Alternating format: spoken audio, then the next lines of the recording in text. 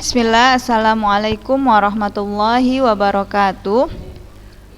Alhamdulillah hamdan katsiran tayyiban mubarakan fih kama yuhibbu rabbuna wa yardah. Ashhadu an la ilaha illallah wahdahu la syarikalah wa ashhadu anna Muhammadan abduhu wa rasuluhu la nabiyya ba'da amma ba'du. Alhamdulillah, semoga kita semua senantiasa selalu dalam lindungan Allah Subhanahu wa taala dan kita diberikan taufik hidayah ya untuk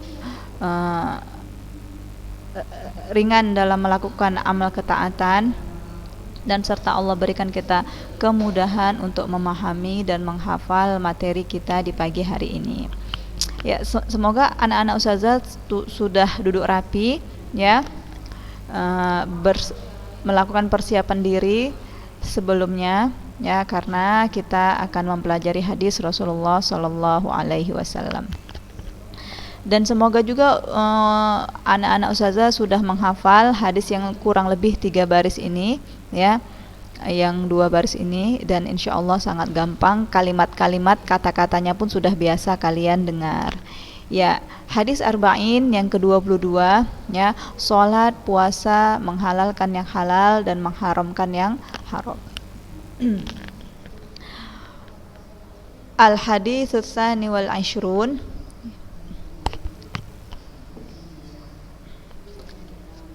Ya, silakan lihat di buku kalian ya. Di sini agak berantakan susunan hadisnya. Ustazah bacakan. An Abi Abdullah Jabir bin Abdullah al-Ansari radhiyallahu anhuma anna rajulan sa'ala Rasulullah sallallahu alaihi wasallam faqala ara'aita idza shallaitul maktubat wa sumtu Ramadan wa ahlaltul halal wa haramtul haram wa lam azidhu ala dhalika syai'an a'adkhulul jannah? Qala na'am. Dari Abu Abdullah Jarir bin Abdullah al-Ansari radhiyallahu anhu bahwa seorang laki-laki bertanya kepada Rasulullah sallallahu alaihi wasallam. Ia berkata, Bagaimana pendapat Anda wahai Rasulullah? Ya, atau kabarkan kepadaku, aro'aita.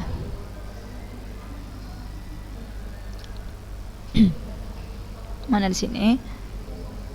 Insyaallah ini. Aro'aita. Bagaimana pendapatmu?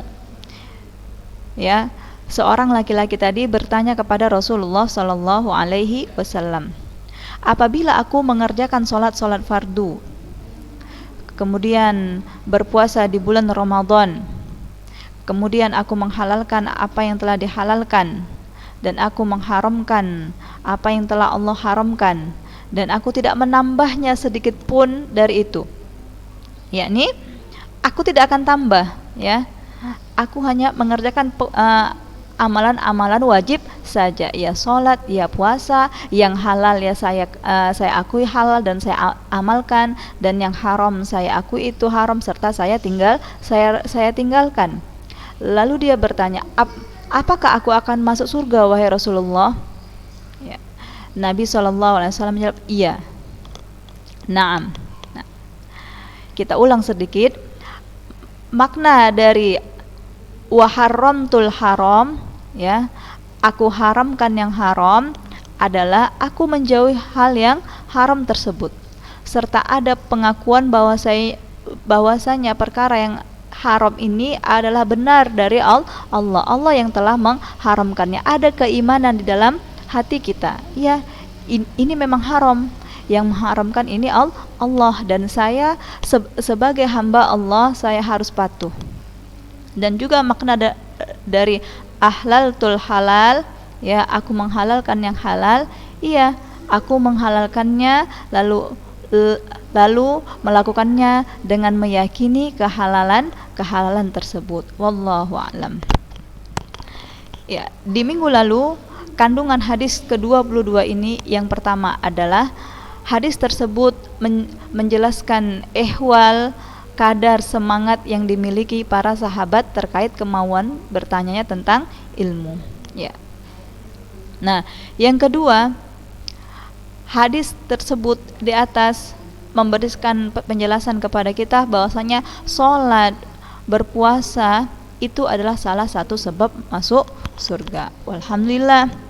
Berarti sebab itu sudah ada pada diri kita. Kita udah sholat dan kita juga mengerjakan puasa. Dan ketahuilah berita gembiranya, kedua itu adalah salah satu sebab yang memasukkan seseorang ke dalam surga. Nah, yang ketiga, termasuk kewajiban seorang muslim adalah bertanya kepada para ulama, pada orang yang berilmu, yang ahlinya tentang perkara-perkara agama yang belum atau yang tidak dia ketahui. Lihat, kewajiban hukumnya wajib bagi kita. Wajib bagi kita untuk menuntut ilmu, untuk mencari ilmu tersebut tentang perkara-perkara yang tidak kita ketahui, ya, atau yang kurang kita fahami. Kita bertanya, kita mencari ilmu. Itu kepada siapa? Kepada ahlinya, kepada para ulama. Hingga apa? Hingga ilmu yang kita dapati adalah ilmu yang benar, ilmu yang bersumber dari orang yang benar, sehingga kita tidak salah. Kalau ilmunya salah, kalau kita mencari ilmu, bertanya kepada sumber yang salah, maka akan kita dapati pula ilmu yang salah. Nah, kalau ilmunya salah, maka pengamalannya juga salah. Maka ini jadi catatan penting, ya. Tidak bisa kepada semua orang kita mengambil ilmu, terlebih lagi ilmu tentang agama. Tidak bisa dari semua orang kita bertanya tentang ilmu agama. Maka hendaklah kita mempelajari ilmu, bertanya tentang perkara-perkara agama khususnya hendaknya kepada orang-orang yang ahlinya, orang yang memang berkompeten untuk menjawab pertanyaan perkara agama. Nah, yang keempat, nah ini juga kemarin ada di antara kalian teman kita yang bertanya, Ustazah, anak kandungan yang keempat ini belum paham. Apa itu? Selayaknya pendidik memperhatikan keadaan orang yang belajar kepadanya sebelum menyampaikan ilmu yang akan dia sampaikan. Nah, jadi guru itu, seorang pendidik itu, dia juga pun harus memiliki kecerdasan, ya. Cerdas dalam memperhatikan siapa objeknya, siapa yang akan dia berikan ilmu kepadanya. Nah, dia harus teliti apakah anak-anak, ya.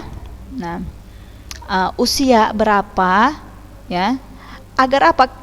Ketika dia faham, dia memahami kepada siapa dia berbicara, nah, maka dia akan tahu cara menyampaikannya. Karena beda cara kita menyampaikan ilmu, menyampaikan nasihat kepada anak-anak, ya, kepada teman yang seusia kita, atau kepada orang yang lebih tua kita, atau kepada nenek-nenek dan kakek-kakek. Itu cara penyampaiannya beda. Nah, beda juga cara penyampaiannya dengan orang yang terbiasa dengan ilmu, ya, orang yang berpendidikan, ya, dengan orang yang pedalaman seperti itu, yang memang nggak pernah sama sekali duduk di bangku sekolah. Nah, itu beda cara penyampaiannya. Maka hadis ini memberikan pelajaran kepada kita, ya, hendaknya kita yang ingin menyampaikan ilmu, hendaknya kita yang ingin memberikan ilmu itu memperhatikan keadaan orang yang belajar kepadanya siapa. Nah, itu penting agar tersampaikan ilmu, agar tersampaikan tujuan kita tersebut. Nah, sehingga dia dapat menyampaikan ilmunya sesuai dengan kemampuan dan kesanggupan yang dia amalkan. Nah, masuk kita kepada kandungan hadis yang kelima. Hadis di atas tadi, ya, terdapat kabar gembira.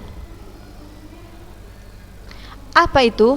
Allah berikan kemudahan dan anjuran ketika menyebarkan ilmu.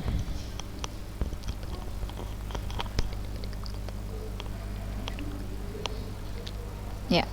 Pada hadis di atas terdapat kabar gembira, diberikan kemudahan dan anjuran ketika menyebarkan ilmu. Apa kabar gembiranya dari hadis di atas? Ya, kabar gembiranya ternyata hanya cukup dengan melakukan amalan-amalan yang wajib saja, sholat 5 waktu saja, ya, dan puasa Ramadan saja, serta hal-hal yang telah Allah halalkan, ya, dan serta menjauhkan apa-apa yang Allah haramkan. Nah, itu sudah menjadi sebab kita masuk ke dalam surga. Bukankah itu kabar gembira, ya? Dan diberikan kemudahan, Allah kasih kita kemudahan. Tidak usah payah-payah kita mikir amalan apa lagi, amalan apa lagi, amalan apa lagi. Tidak, cukup saja kita mengerjakan rukun Islam tersebut, ya, syahadat, ya, kemudian sholat, puasa, zakat. Nah, sudah kita istiqomah mengerjakannya, kita perbaiki perkara-perkara yang Allah wajibkan kepada kita, amalan-amalan yang Allah wajibkan kepada kita, kita perbaiki. Bagaimana cara mengamalkannya yang benar?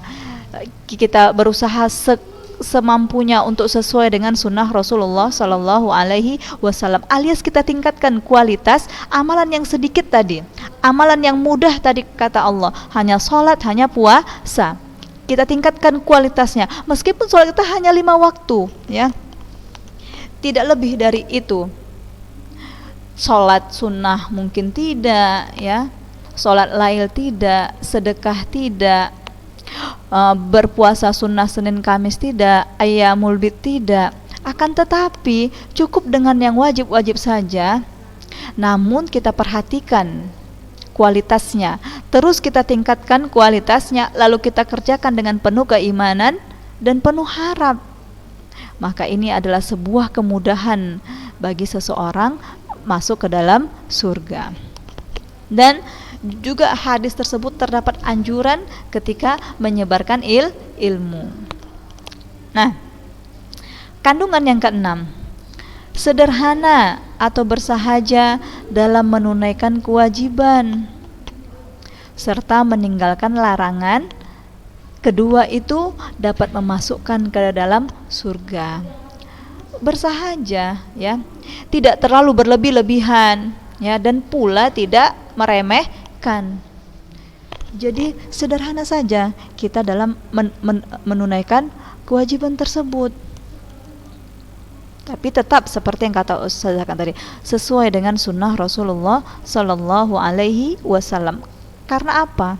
Yang di hadis sebelumnya, ya, di pertemuan yang lalu, amalan yang paling Allah cintai itu adalah amalan yang kontinu, yang istiqomah. Jadi jangan dulu kita pikirkan amalan apa lagi yang mau aku kerjakan, amalan apa lagi. Tidak, cukup yang sudah saja dulu, yang sesuai dengan kemampuan kita saja dulu. Misalkan kalian sibuk mengerjakan tugas, mengerjakan ini dan itu, belum sempat duha, belum sempat sholat malam karena capek siang tugas, setoran hafalan misalkan. Nah, lalu kalian pusing, saya belum sempat ini, belum sempat itu. Sudah, bersahaja, amalkan sholat 5 waktu pas dengan waktunya, sesuai dengan rukun dan syaratnya, sesuai dengan tata cara berwudu yang benar, niat yang soleh, niat yang benar, ikhlas kepada Allah Subhanahu wa Ta'ala. Lalu lakukan sholat itu dengan khusyuk. Nah, insya Allah, karena kita sebutkan tadi di atas, sholat merupakan salah satu sebab memasukkan seseorang ke dalam surga. Begitu juga dengan puasa. Kadang kita saking semangatnya, ya kan, ketika kita mendapatkan ilmu yang baru atau kita baru mendengarkan nasihat, seperti kita lalu sangat bersemangat, kita kerjakan yang wajib, kita kerjakan yang sunnah dan yang ini. Dalam satu hari itu beragam amal ibadah yang kita lakukan, kita sangat bersemangat. Akan tetapi ternyata amalan yang banyak tersebut kita lakukan hanya sehari, 2 hari, 3 hari. Setelah itu nggak ada lagi sama sekali. Nah, amalan yang banyak yang seperti itu tidaklah Allah lebih cintai, melainkan amalan yang sedikit tapi dia kerjakan secara istiqomah. Sudahlah, biarkan amal kita cukup terhenti pada perkara-perkara yang wajib saja, akan tetapi masya Allah, ya, selalu tepat waktu, ya kan?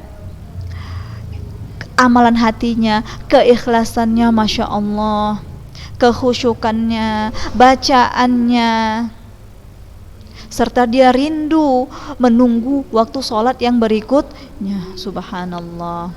Semoga Allah jadikan kita termasuk golongan orang-orang yang mengamalkan dalam keadaan istiqomah. Nah, juga meninggalkan larangan yang Allah larang, yang syariat kabarkan kepada kita, perkara-perkara yang haram, perkara-perkara yang Allah benci. Lalu kita akui, ya, saya beriman ini adalah hal-hal yang Allah haramkan. Ini Rob yang maha agung, Rob yang maha besar, yang mengharamkan perbuatan tersebut. Maka dengan penuh keimanan dan ketundukan saya tinggalkan.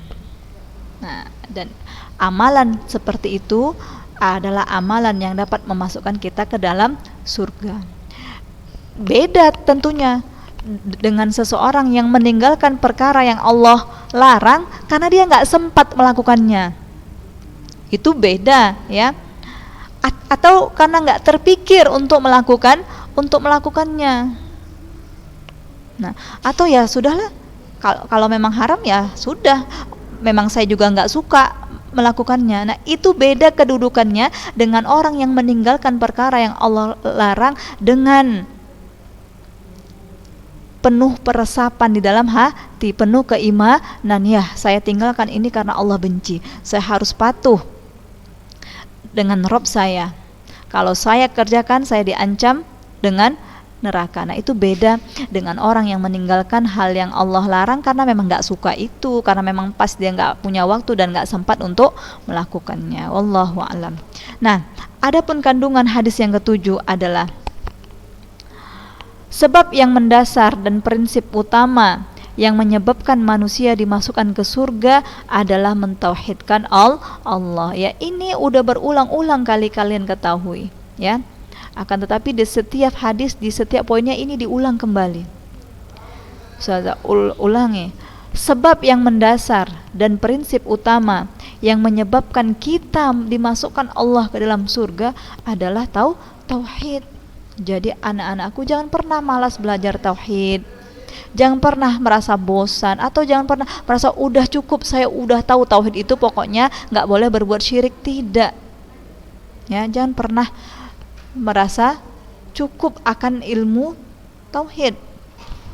Senantiasa kalian ulang, terus belajar tauhid, tamat di kitab satu pindah ke kitab yang lain, karena ini adalah modal, ini adalah dasar, ya, dasar untuk kita dimasukkan Allah ke dalam surga. Tauhid, la ilaha illallah, tidak ada ilah, tidak ada sesembahan yang berhak diibadahi dengan benar selain Allah Subhanahu wa ta'ala. Ini prinsip kita. Prinsip kita dalam beribadah, prinsip kita dalam beragama. Nah, yang berikutnya, konsekuensi kalimat la ilaha illallah adalah menujukan segala ibadah kepada Allah saja dan menjauhkan diri dari kesyirikan. Nah, ini dia konsekuensi. Ketika seseorang mengucapkan la ilaha illallah, berarti dia wajib baginya untuk menunjukkan segala amal yang dia lakukan hanya kepada Allah Subhanahu wa ta'ala, dan tidak terhenti di situ saja. Ada illallah, ya, menjauhkan diri dari perbuatan syirik besar maupun syirik kecil. Jadi tidak bisa dikatakan la ilaha illallah, ya, dah selesai, tapi dia tetap juga syirik, ya, tetap juga melakukan peribadahan selain Allah, tetap juga mau ziarah-ziarah ke makam wali yang dianggap masyarakat, ya, mau juga percaya zodiak, mau juga sesekali buka aplikasi ramalan-ramalan, wal'iyadzubillah. Nah, maka la ilaha illallahnya hanya sebatas ucapan saja. Tuntutan kalimat la ilaha illallah adalah kita harus menunjukkan segala amal ibadah yang kita lakukan hanya untuk Allah, tidak kepada yang lain. Ya, tidak mengharapkan sanjungan, tidak mengharapkan label, ya, tidak mengharapkan sanjungan, hadiah dan lain-lain. Hanya untuk Allah Subhanahu wa ta'ala, dan senantiasa berlindung kepada Allah dari kesyirikan, baik syirik yang kita sadari dan syirik yang kita lakukan tanpa sadar. Wal'iyadzubillah. Nah, adapun yang kesembilan, setiap muslim wajib menunaikan sholat 5 waktu, puasa Ramadan, dan kewajiban syariat yang lain. Lihat, wajib hukumnya bagi kita untuk melakukan sholat 5 waktu. Dengarkan anak-anak ustazah, wajib bagi kita semua, kalian semua, untuk melakukan sholat 5 waktu tersebut. Nggak ada alasan kita nggak sempat, kita sakit, kita lupa, tertidur, nggak ada, ya, karena Allah semuanya udah kasih solusi. Kalau lupa, kapan teringat langsung dilakukan. Kalau safar atau ada kesulitan, maka boleh melakukan jamak. Kalau sakit, ada keringanan, tidak sanggup berdiri, maka boleh duduk baring. Masya Allah. Jadi tidak ada alasan untuk kalian meninggalkan sholat 5 waktu, terlebih lagi dengan meninggalkannya dengan alasan yang tidak syar'i. Males, nggak sempat lah ustazah, ngantuk, atau saya kan belum balik alasannya, wal'iyadzubillah. Nah, hadis di atas, hadis ke-22 tadi memberikan berita kepada kita, ilmu kepada kita bahwasanya bagi kita wajib melakukan sholat 5 waktu apapun keadaannya, tidak ada alasan, ya, tidak bisa kita beri alasan untuk meninggalkan sholat 5 waktu kecuali bagi perempuan yang haid dan nifas. Selebihnya tetap wajib melakukan sholat 5 waktu selama dia tidak hilang ingatan, selama dia tidak gila, ya. Nah, tertidur juga kapan dia bangun langsung dia lakukan sholat. Begitu juga dengan ibadah wajib puasa Ramadan juga seperti itu, nggak ada alasan untuk meninggalkannya kecuali wanita-wanita yang memang Allah kasih udzur syar'i, haid dan nifas. Nah, dan kita juga kena kewajiban syariat yang lain seperti belajar, ya, menuntut ilmu syar'i, menutup aurat, berbakti kepada orang tua, mengajak orang-orang kepada kebaikan. Nah, itu adalah kewajiban seorang muslim. Nah, yang ke-10, dari sinilah diketahui bahwa cita-cita tertinggi para sahabat adalah masuk surga. Nah, cita-cita para sahabat, ya, yang penuh dengan keilmuan, yang mereka belajar langsung dari Rasulullah SAW, dan mereka beriman terhadap apa-apa yang diberitakan oleh Rasulullah SAW. Gak ada lagi yang lain yang mereka inginkan kecuali masuk ke dalam surga dan dijauhkan dari neraka. Dan tidak ada terbesit dari para sahabat itu menginginkan harta dunia, harta yang melimpah. Lihat, sucinya niat mereka, ikhlasnya hati mereka. Tujuan mereka itu tidak ada selain surga. Apapun yang mereka lakukan, ya, apapun yang mereka tinggalkan, semuanya tujuannya surga. Jadi kita bisa contoh tuh anak-anakku, kita jadikan sahabat-sahabat Nabi yang sebagian besarnya telah mendapatkan jaminan surga, kita jadikan mereka pedoman hidup, contoh hidup. Kita jadikan pula pada diri kita cita-cita tertinggi kita adalah masuk ke dalam surga. Apapun yang kita lakukan, gak ada lagi yang lain selain surga. Apapun itu. Ketika kita capek, lelah dalam melakukan ibadah, ingat, saya mau masuk surga. Ketika kita mendapatkan cobaan, ingat lagi kepada tujuan cita-cita tertinggi tadi. Saya hanya ingin surga. Maka ketika kita memang benar-benar jujur di dalam hati kita, benar-benar hanya menginginkan surga, ketika ada masalah, ada problem, ada cobaan, ya, maka itu akan menjadi ringan. Dan kita tidak mudah digoyahkan syaitan untuk melakukan kesyirikan. Ria, ingin dipuji, ingin didengar, ingin disanjung. Nah, ria itu akan mudah untuk kita hiraukan, mudah untuk kita halau. Nah, tentunya anak-anak itu ini perlu ilmu, perlu murajaah ilmu, kembali lagi, ya, baca buku lagi, agar hati itu tertata, agar keimanan itu terus tersirami, tumbuh subur. Ketika hati ini mulai lalai, mulai merasa capek, tapi ketika kita ngulang ilmu kita, kembali membaca, oh iya, ingat, para sahabat itu gak ada yang lain yang dia inginkan kecuali surga. Oh ya, saya pun seperti itu. Nah, jadi hadis yang ke-22 ini, ya, jelaslah bagi kita bahwasanya tujuan utama para sahabat itu adalah surga. Sehingga banyak sekali pertanyaan-pertanyaan para sahabat, bagaimana caranya masuk surga, ya kan?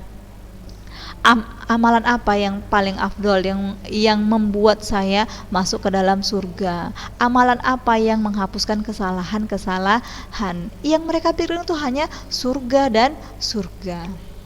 Masya Allah. Nah, Ustazah ulangi sekali lagi ya hadisnya. Anak-anak Ustazah harap simak. An Abi Abdillah Jabir bin Abdillah Al-Ansari radhiyallahu anhuma anna rajulan sa'ala Rasulullah sallallahu alaihi wasallam faqala ara'aita idza shallaitul maktubat wa sumtu ramadan wa ahlaltul halal wa harramtul haram wa lam azid ala dzalika syai'an a'adkhulul jannah qala na'am. Nah, kalian kan sudah kelas 11 tuh. Kalau bisa, hafal hadisnya juga dengan artinya. Kalian latih diri kalian, baca hadisnya dan coba artikan sendiri tanpa melihat dulu terjemahannya.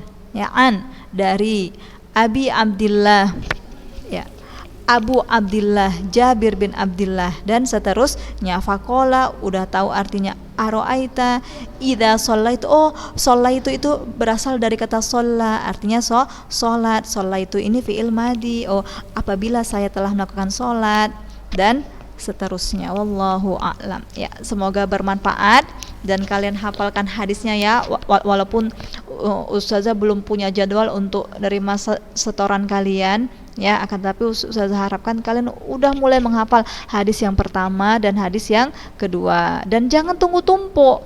Ingat, jangan tunggu menumpuk, karena minggu depan insya Allah kita akan masuk ke hadis yang 23. Pekerjaan yang sedikit, cuma 2 baris kok, itu gampang, saya aja hafalan setoran bisa 1 halaman kok sehari, masa hadis 2 baris saja nggak bisa? Sepele ya, karena ringan. Akan tapi hal yang sedikit itu, yang sepele itu kalian sepelekan, maka akan menumpuk dan nanti di akhir semester kalian akan bingung, wah ada 25 hadis ini Ustazah, gimana ana menghafalnya? Nah, ingat, bersemangatlah dalam menuntut ilmu dan atur siasat kita dalam menuntut ilmu, diangsur. Wallahu a'lam ya. Sampai di sini dulu kita tutup. Subhanaka Allahumma bihamdik asyhadu an la ilaha illa anta astaghfiruka wa atubu ilaik. Wassalamualaikum warahmatullahi wabarakatuh.